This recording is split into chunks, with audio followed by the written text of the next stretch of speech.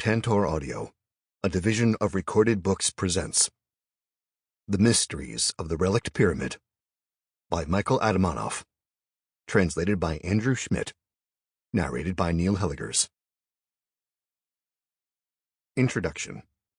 Defense of the Capital.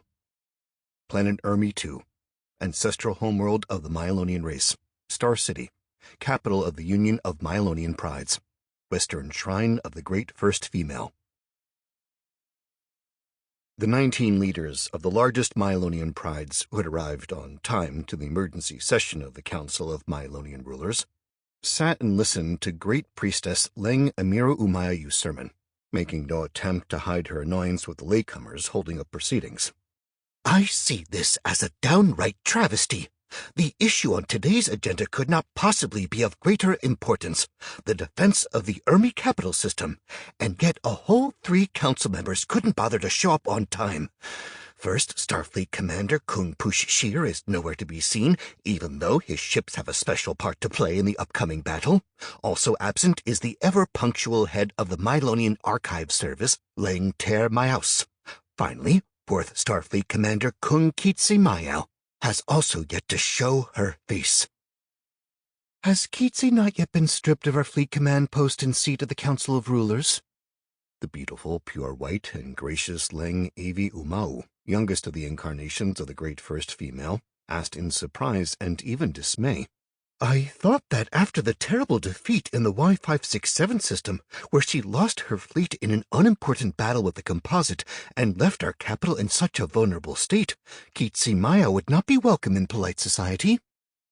Strictly speaking, she is still a fleet commander, responded 2nd Starfleet Commander Rau Mayau, who enjoyed great respect among the military. Still, I also believe that after such an intoxicating display of incompetence, the commander of the 4th Starfleet has no place in the Council of Rulers. Then I motion for an immediate vote to strip the self-obsessed upstart Kitsi Mayao of all her titles. Leng Avi spoke up again. There's no point drawing this out and letting our subjects get agitated. The Great Priestess closed her eyes and shook her head in dismay. This was playing out exactly as predicted by her experienced diviners and truth-seekers, but the discord in the Union of Myelonian Pride's ruling class was coming at the worst possible time. What they needed to do was put old grievances behind them, rein in personal ambitions, and unite the forces of all prides for the defense of the Ermi capital system. But here, 2 leaders were speaking out against the head of the Pride of the Sharp Claw, the largest Myelonian pride comprising over 30 billion citizens. Nevertheless, now the gauntlet had been thrown, and as chairwoman, the Great Priestess simply could not ignore the motion. Who supports the motion to depose the head of the Pride of the Sharp Claw? The Great Priestess turned her attentive eye on the rulers of the Myelonian prides one after the next. Just 2 paws went up, Avi Umau and Rao Mayau's. 3rd Starfleet Commander Leng Wau Miao was also going to support the motion, but after seeing the lay of the land, opted to lower his paw before it had been counted. Wise move. The Great One, as Kung Kitsi Maya was still called by the common citizenry despite her fleet's recent crushing defeat and full-force propaganda assault mounted against her, was never known for showing mercy to political opponents. The motion does not prevail, Leng Amiru announced. After that, she reminded the council that Kung Kitsi Maya was backed by the Pride of the Sharp Claw and its allied prides, representing 50 inhabited planets and 1 out of every 5 Myelonian Space Fleet troopers. And while perhaps some council members thought that the 4th Starfleet Commander's fame and authority had been rising a bit too precipitously recently, making Kung Kitsi start to overshadow the other leaders of the Union of Myelonian Prides and even speak in the name of all Myelonians rather than her pride in particular, that was merely reflective of a new reality the other leaders would have to come to terms with. The Great Priestess also mentioned that the Union of Myelonian Prides had received 45 diplomatic notes from neighboring states, some quite politely formulated, but others in unacceptably harsh terms expressing discontent with the surveillance of the illustrious Myelonian commander, King Hugo the First of the Trillions, Krong Davaesh Pir of the Geckho, and even Krong La Ush Vase of the Malayaphasian horde had demanded an immediate cessation of the harassment of Kung Kitsi Mayao, who they viewed as a trustworthy ally and military leader, having put up some of the best results in the war against the unstoppable intergalactic invaders. Even a few second-tier races had joined in the political stunt. The Cleopians, Crystallids, Jargs, Earth humans, Talax humans, and Gilvar Syndicate humans had all sent diplomatic notes of protest. A diplomatic note had also come in from human Emperor Yorg I through Malayathecian intermediaries, and even a previously unknown race, the Elvinians, had expressed protest despite the fact that the Great Priestess herself had never heard of them. The usually taciturn head of Myelonian intelligence, Kung Wao Mayao, suddenly took the floor to clear up the baffling situation. The Elvidians are a highly advanced and powerful interstellar race with territory stretching for hundreds of thousands of light years and comprising a myriad of star systems. They share a border with the human empire and even wage a protracted war against them, but 8 years ago signed a peace treaty and military alliance with Yorg I and the human empire. According to our intel, the Elvinian military fleet is very powerful and contains 20,000 starships. Everyone fell silent, taking in the new and highly important information. Another great spacefaring race with an official position for them to reckon with. But Second Starfleet Commander Leng Rao Mayao just snorted in dismay. What difference does it make how many ships they have? They are very far away, even farther than Yorg I's empire. Our starships would take more than a decade to reach them. How could they possibly know about Kung Kitsi? And why do these Elvinians even care about our internal affairs? We might as well wipe our rear ends with their warning. It's just an empty threat with nothing to back it up. I wouldn't be so sure of that if I were you, Commander, the intelligence chief objected with a respectful bow. A small Empire fleet is currently traveling to our galaxy via Malayathecian Horde warp beacons and has already made it a third of the way. I suspect it is a recon fleet, scouting out the route before the Empire sends a more considerable force. Furthermore, perhaps this got drowned out by the flood of information in the last few days and went unnoticed. But the human Empire laid claim to the uninhabited GF-111K system on the border between the Malayathecian Horde and Geckho space. No other spacefaring race disputed their claim in the legally allotted time frame, so technically the GF-111K system now belongs to the human Empire. That means Yorg I and his military advisors are certain they can reach the system, which is just 8 days' flight from our space. The council members started buzzing with commentary. So the semi-mythical, faraway empire of Yorg I and the Elvinians were more than capable of deploying combat starships to the Myelonian border, and that was something they would now have to take into account. I can explain how Yorg I and his allies were made aware of the Myelonians in Kung Kitsi Mayao. The Great Priestess again joined the discussion. Recently, Free Captain Kung Nat, a human with a fair number of Myelonians in his crew, traveled to the Empire and conducted negotiations, and his translator there was a Myelonian named Ani Uri Mayayu, who knows Kung Kitsi Mayao well, and is actually a good friend of hers. She was also present at a subsequent informal gathering between the two human leaders, so she had plenty of opportunity to tell him about her distant homeworld. Just then, another hologram platform lit up. Ling Tir Mayus, head of the archive service, had finally made it to the council session. The wise scholar gave a deep bow to the council and apologized for arriving late, which he claimed was occasioned by a need to personally monitor the loading of invaluable Star City artifacts onto transport ships for evacuation away from the war zone.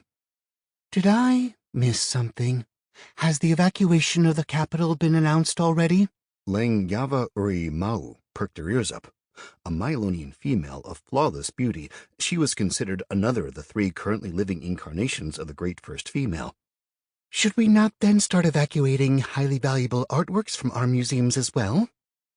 Lengyava Urimau was head of the Department of Finery, tasked by the Council of Rulers with representing Myelonian painters, sculptors, dancers, and musicians, so her interest was of a professional nature. No, there has not yet been an official evacuation announcement, the head of the Communications Department noted. And I presume such an announcement will never be made, because it would immediately undermine the population's faith in the strength of our military and cause unnecessary panic. Without a doubt. Ling Amiro supported the previous speaker. Our enemies are powerful and highly dangerous. According to recent intel, the composite fleet attacking us is comprised of from 76 to 80,000 starships. You are all aware that our force will be 5 times smaller than that, so the situation is critical. But I didn't call this session to discuss a shameful retreat. Instead, I intend to make plans for the defense of our capital. I want you to think, look for ways of reinforcing our positions, and suggest tactics or solutions that might help us come out on top. Seeing that the other leaders were in no hurry to make suggestions, the great priestess Lang Amiro took it on herself to start talking and counting on her clawed fingers. First of all, no evacuation. All our public statements must project confidence that we can hold Star City. Second, there must be a battle for the Ermi system even if the balance of forces is completely hopeless. Otherwise, the citizens of the Union of Mylonian Prides will not understand and start rioting. Third, if even the slightest chance of winning exists, we must seize on it and smash our enemy. At any cost. Reinforce existing orbital batteries on Ermi 2 and build new defensive fortifications. We must spare no funds or resources. I want us engaging as many civilians as possible. Fourth, summon all available free captains and mercenaries from pirate prides, promise them mountains of gold as long as they come to our aid. Fifth, we look for support from outside, from our neighbors. If only Kung Kitsi Mayao were with us now, we could put the Great One on this assignment. The other rulers know, respect, and trust her. But Kitsi is missing, and time is of the essence. Who would be willing to conduct negotiations with the great spacefaring races? No one responded quickly. The Pride leaders just traded looks and shook their tails nervously. But that very second, the last 2 missing ruler holograms lit up. The commanders of the 1st and 4th Star Fleets had made it after all, though they were very late. How dare you bleach your fur? Lang Avi Umau fell straight on Kung Kitsi with reproach. This is unprecedented sacrilege. Only the 3 true incarnations of the great first female, those such as me, Amiro, and Yava Urimau, have the right to adopt such an appearance. The commander of the 4th Star Fleet, who had been wearing a black bandana over her injured eye and a metal prosthesis for her right arm, was indeed now standing before the Council of Rulers without her usual black muzzle spots. But the Great One didn't comment on her new appearance, much less apologize for it, nor did she make excuses for being late. She just announced to the assembled Pride leaders that the negotiations with the great spacefaring races had already gone successfully, and the Mylonians' neighbors would come to their aid for the defense of Star City. The great priestess cut Lang Avi's mic to mute her incessant whining and asked the newcomer to go into more detail. Kung Kitsi Mayao was all too eager to explain. King Hugo I agreed to send half of the Trillion Royal Fleet to assist us. 12,000 starships, including 15 battleships and the Kibu Poro Tuish exterminator. Krong La of the Malayathation Horde is also willing to send us aid, his 5th fleet in its entirety, as well as all units withdrawn from Geckho space. That is a total of 7,000 combat starships, including 3 battleships. The Geckho will assist only with transport ships and repair bases, because they're having a hard time enough as it is. The composite is making a big push on them right now. They're essentially constantly engaged in bloody battles. But Geckho vassals will assist us. The Cleopians, Cyanids, and Earth humans will send their ships. It won't be much, just 150 frigates and interceptors, but they certainly won't hurt. And it's also possible they will have a Relict assault cruiser, which is currently being repaired at Talax's space docks. Kung Gnat promised to do everything in his power to bring it to my aid. Just your aid, not the entire Union of Mylonian Prides. The commander of the 2nd Starfleet got caught up on that one word, but Kung Kitsi ignored his question and responded to Lang Amiro, who had asked what this assistance would cost them. Nothing much, although depends on how you look at it. None of our allies demanded territorial concessions or repayment in any other way. The only required condition for providing aid was that the Mylonians immediately cease the shameful and inappropriate squabbles between the commanders of their currently divided fleets, and that they transfer command of the unified fleet to a sole leader, an experienced commander who has fought the composite before and who our neighbors can trust. In the silence that fell after that, 1st Starfleet Commander Kung Push Shear's statement had a particularly contrasting and sharp ring. Keatsy and I made a decision to unite our fleets. The 1st and 4th Star Fleets will join together into a new combat unit, the United Star Fleet of the Union of Mylonian Prides, and I voluntarily hand over the reins of the United Fleet to Kung Keatsy Mayal as the most capable strategist and successful fleet commander. First to react to the new developments was the commander of the 3rd Strike Fleet. Leng Mao Mayao got down respectfully on one knee before Kung Keatsy bowed his head and said, "Great One, for saving our race from total annihilation, I entrust to your faithful paws all the starships of my 3rd Fleet as well as my own life." Leng Amiro couldn't hold back the satisfied smirk. Oh well. The Admiral had gotten his bearings quickly and made up for the recent misstep when he nearly voted to depose the young commander. Incidentally, Mylonians were famed for their speedy decision-making, and their politicians were expected to be able to quickly read the lay of the land and adjust their policies accordingly regardless of prior position.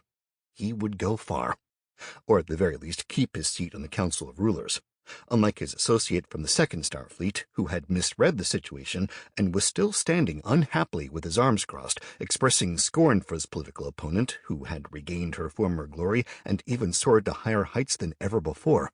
That was a miscalculation. Kung Keatsy Mayao put a kind-hearted smile on her snout and waved a paw majestically, telling the former commander of the 3rd Star Fleet, now her subordinate, to stand, but then turned to Leng Rao Mayao, and the expression on the Great One's snout changed with frightening speed into the snarl of a bloodthirsty predator. "I have conducted my own investigation into the recent spate of assassinations outside vert pods on Ermi 2, which resulted in the deaths of many commanders loyal to me, my fiancé Geckho, and nearly myself. Leng Rao Mayao, I officially charge you with inciting unrest and multiple counts of murder for hire. I also put to a vote a motion to strip you of all your posts and have you executed." 22 paws shot up, even that of the pure white beauty Avi Umau, who had recently accused Kung Keatsy of sacrilege, trying belatedly to make up for what she'd done and earn the Great One's forgiveness. Upon seeing the results of the vote, the 2nd Starfleet commander also raised his paw. Unanimous. After that, Leng Rao Mayao, already no longer a member of the Council of Rulers or a fleet commander, took out his razor-sharp curved blade and cut off his own head in one fluid motion. His hologram immediately faded out. "Rao Mayao is a proud warrior and will surely now kill himself in the real world after exiting his vert pod to avoid a shameful execution," came Leng Azari Urmaya, head of the Department of Scientific Progress. "And his fleet will be rolled into yours, O Great One. But I wish to address an unrelated topic. What do you know about that Relict cruiser? And why has Free Captain Kung Nat opted to have it repaired at Malayathation Horde space docks rather than ours, or those of his Geckho suzerains?" "I myself am not well informed about the ancient cruiser," Kung Keatsy confessed, not ashamed to admit her ignorance. "My informant in the Kung of Earth's crew was badly injured and lost the ability to speak in the usual way. My only suspicion is that the cruiser's sudden appearance is somehow connected with the recent notification about the conclusion of the war between the ancient races and the coming of characters with the classes of Devourer, Arbiter, and Investigator to the game that bends reality. Why did my friend Nat choose not to have the repairs done by us or the Geckho? He's clearly afraid, but not without reason, that the great races might take an interest in the ancient starship and even try to seize the ship by force. The Malayathatians are currently duty-bound to treat Kung Nat with the utmost respect. Furthermore, he has with him on his cruiser over 100 subjects of Emperor Yorg I, huge spiny insects I believe belong to the Isaic race." "But why Talax?" The chief scientist was still surprised. "I seem to remember the Captain's Wayetta having a hard time escaping the surveillance of the prelates of Talax, and a Mylonian medic helping rid her of all the surveillance devices. Why should the Free Captain stick his head back into that trap?" "Good point," Kung Keatsy Mayao agreed.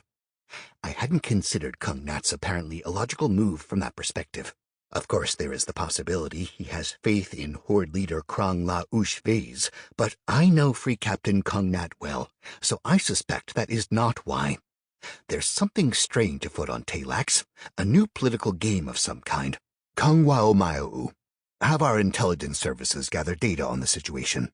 Furthermore, The ancient cruiser is just as interesting to me as the Relict laboratory, which I gave blueprints of to our scientists." Kung Kitsi took a cursory glance around at the assembled rulers hurrying to demonstrate their loyalty and allegiance to the Great One, who now had acquired unforetold power. She held her gaze a bit longer on the mendicant Leng Avi Umau, the youngest of the currently living incarnations of the great first female, who was kneeling to beg forgiveness. And then she adjourned the council session. One after the next, the glowing holograms went out. That left only 2 Myelonians in the hall, Kung Kitsi Mayao, who had just gotten control of all the Myelonian race's ships, and the great priestess Leng Emiru Umayu. "You were amazing, Kitsi," the elder Myelonian praised her younger friend. "A truly powerful and wise ruler who showed up to provide hope when things were at their tensest and all others were wallowing in despair." "All I did was stick to your script, Mentor." Kitsi bowed respectfully to the great priestess. "But, as you correctly noted, all I have brought so far is hope. The balance of forces is still not in our favor, and we will have to fight hard to secure victory in the battle for the Urmi capital system." "Yes, the battle will be dire and gruesome, but we will certainly stand a chance. The lines of the probable future tell me so. And after you emerge triumphant, none will have any doubt in your right to call yourself Krong, the sole ruler of the Myelonian race." "But what about that little favor, Mentor?" "Prevail, Kitsi, and I will name you an incarnation of the great first female before billions of believers, and then your authority will be both absolute and indisputable. As for the fact there are only supposed to be 3 living incarnations at any one time, I will take care of it. I must admit, the young fool Avi left me very disappointed with her incompetence and inability to find her footing just now. Yava Urimau is also far from a shining intellect, but at least she stays out of issues she does not comprehend. So, Avi, I'm afraid the youngest incarnation of the great first female is not destined to survive the inevitable chaos of the gory battle for the capital system." Chapter 1. Uncrewed Ship. One sec, Pa Pa. There's one part I'm still not getting. Are you trying to say this whole huge cruiser was manned by just 4 relics? The cruiser's artificial intelligence, projected as an opaque glowing hologram of a relic, was taking me on a tour of the ancient starship. We were walking through one of the cruiser's 4 command centers. Just like in the 3 others I'd seen before, there was just one operator seat in front of a console with inactive instruments. There was a metal hemisphere containing 10 docking points for a cybernetic entity to link into the ship's systems. The back of the seat had quite a large opening the crew member was supposed to use to enter their workstation, leaving space behind for the relic's massive abdomen. 5 relics devour Kung Nat, Pa Pa corrected me, meanwhile chasing off 5 small guard drones who had taken an interest in my 2 guard drones and started playing a game of tag with them in the relatively small room. Still, to pilot a standard Vatu Mocho heavy cruiser, only 4 crew members are truly necessary. Just 4? Let me think. A pilot, of course, most likely a gunner as well, then a navigator. I started enumerating, but the AI interrupted my awkward attempt at guessing. No, young Devourer. Commanding such a complex starship required experienced players with more functional advanced game classes, minimum 2nd rank on the pyramid. My interest was piqued, and I asked for more details. The command program was eager to explain. A slider would perform the functions of both a starship pilot and navigator. They steer the ship and set courses across all spatial layers. The listener was tasked with gathering and transmitting data, as well as maintaining uplink with the pyramid and helping command the heavy combat drones. The Devastator, or Arbiter, was in control of all weapon systems, cruiser cannons, wormhole generators, and combat drones. The Supervisor was in charge of the energy units, force fields, and temporal shields, so 4 crew members were plenty for a standard Vatu Mocho cruiser. Furthermore, the cruiser's command program could step in temporarily for any of the 4 crew, but this ship is not a standard cruiser. The flagship of the White-Purple Fleet was assigned special tasks in battle. Kung Pin Ish Ish Pin the Devourer was responsible for coordinating and commanding the whole fleet, as well as monitoring the Allied Ship Support Unit, a very complex and energy-intensive system that takes up practically a third of the interior of this starship. My virtual tour guide had already mentioned the differences between our D-PAL U-781 and a standard Batu Mocho cruiser on several occasions. This ship had only 4 main cannons instead of the usual 7, and out of the many additional armament systems a standard cruiser might have had, this one had only a wormhole generator. However, it did have 2 extra force field units, increasing the capacity of the energy shields and feeding a special device on the command ship, which was the reason they had sacrificed the Star Cruiser's attack power.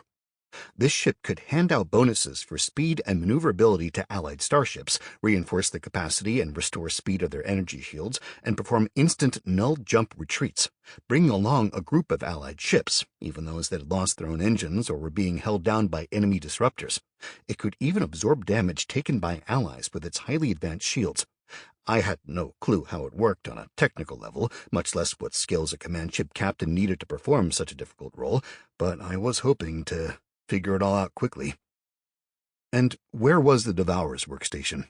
I asked, and even opened a 3-dimensional diagram of the cruiser because we hadn't yet come across the 5th Command Center. "Devourers have no need for such primitive systems." The Relict hologram pointed its glowing limb at the console and hemispherical seat. "The capabilities of a pyramid hierarch surpass those of lower-rank players by many orders of magnitude.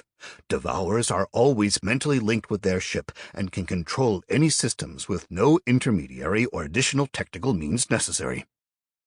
Whoa. I was still far from such lofty heights, but comprehended the overall idea. I was already capable of taking control of some systems mentally without any console for interface, but so far every time had been a serious challenge to my abilities, and the success chance was not always 100%. Perhaps when my psionics, mental fortitude, and machine control skills improved, I would be able to control the ship more easily and confidently. I was already constantly gaining experience, but to captain a ship purely with my own mind? To constantly keep the whole picture in my head without monitors, locator data, or external cameras? It sounded unthinkably difficult. It would be 100 times more difficult than playing chess blind. There at least the board was 2-dimensional, while the pieces followed set movement patterns and were not trying to kill you. It felt impossible to do my job without my usual workstation, with its dozen or so screens of tactical maps and data from scanners and other instruments, much less without reliable experienced assistants to lighten the load. By the way, the cruiser now had 7 unopened temporal chambers.